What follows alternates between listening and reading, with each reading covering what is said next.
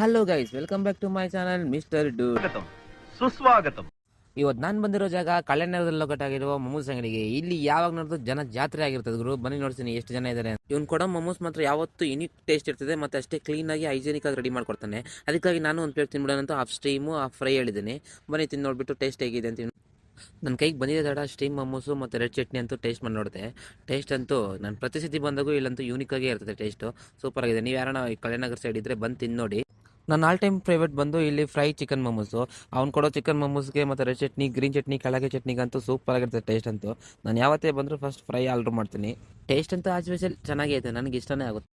ಇದಾಗಿದ ತಕ್ಷಣ ಹಂಗೆ ಕಳೆನಗರ ರೋಡಲ್ಲಿ ನಡ್ಕೊಂಡು ಹೋಗ್ತಾ ಇದ್ದೆ. ಸ್ವಲ್ಪ ಐಸ್ ಕ್ರೀಮ್ ತಿನ್ನಬೇಕು ಅನ್ನಿಸ್ತು. ಅದಕ್ಕಾಗಿ ನ್ಯಾಚುರಲ್ ಐಸ್ ಕ್ರೀಮ್ ಶಾಪ್ ಹತ್ರ ಹೋಗ್ಬಿಟ್ಟೆ. ಇಲ್ಲಂತೂ ಐಸ್ ಕ್ರೀಮ್ ಅಂತೂ ಯೂನಿಕ್ ಆಗಿರ್ತದೆ. ನೀವು ಯಾರನ್ನ ಇಲ್ಲಿ ಟೇಸ್ಟ್ ಮಾಡಿದೆ ಪ್ಲೀಸ್ ಕಮೆಂಟ್ ಮಾಡಿ ನೋಡೋಣ.